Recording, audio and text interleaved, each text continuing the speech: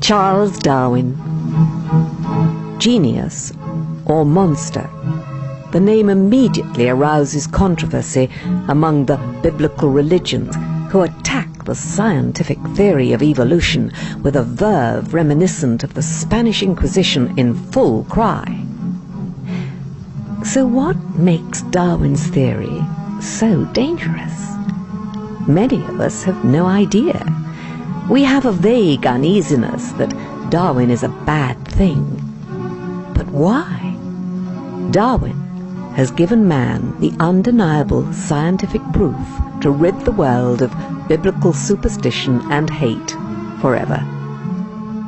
That is why men of God will lie to courts, cheat and mislead their congregations, use false degrees, and misquote whenever the feeling takes them, to prove that their version of the beginning of life is the right one, even without a scrap of evidence.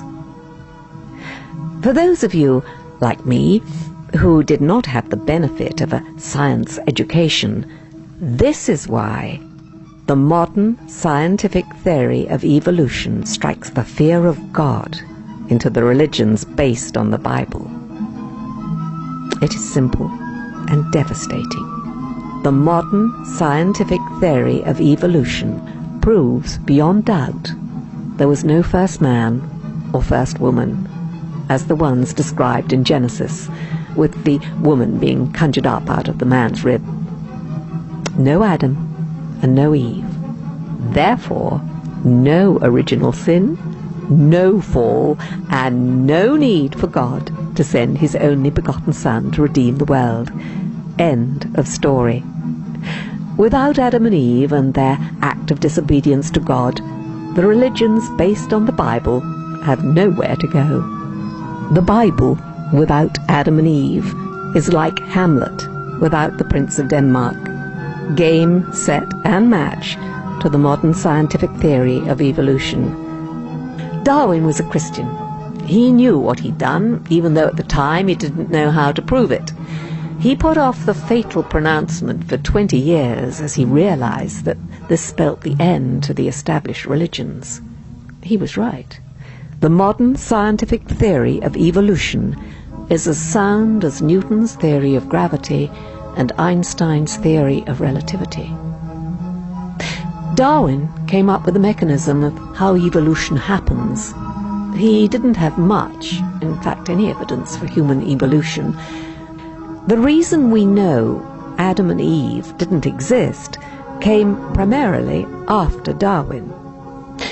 We have now the genetic evidence that relates us to greater apes, fossil evidence showing our primate origins, and DNA marker evidence that traces our origins precisely to a matrilineal ancestor of 150,000 years ago and a patrilineal ancestor of 60,000 years ago.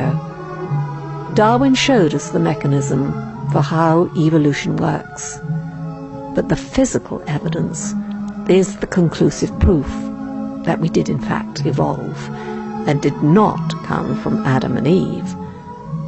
What's so perfect about all the evidence is that it is all consistent with the same time frame, the same place, and the same means.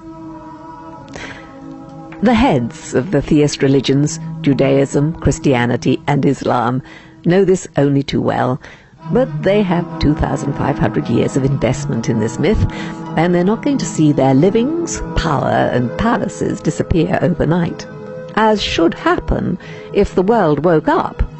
So many of them, notably the creationists, have embarked on the impossible task of proving Darwin wrong.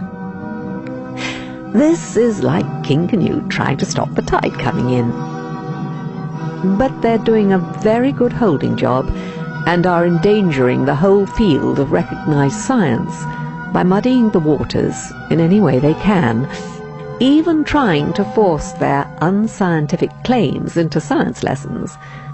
The point is, and must be stressed over and over again, that Darwin's original insight proves without question there was no first man and no first woman, no Adam, no Eve, no first humans to commit the original sin. It does not prove there is no God. It doesn't have to. That is not the theory's purpose. The Big Bang and how life began is not dealt with by Darwin. But the first humans and original sin are. There may be a God, but it is not the God of the Bible. Humans are not born in a state of sin and do not need to be redeemed. Curtain down. Scientists obviously know this, although they never give any indication that they do. If today's scientists had had the benefit of a sound religious education, they would know just how devastating this little fact can be if you are a believer. You have to believe in Adam and Eve and the fall of man, or else there is no point to what follows. Darwin's insight proves the Bible is a work of fiction, and it's time to put it back on the shelf and enjoy life, free from the fear of a bad-tempered God, and go out and smell the roses.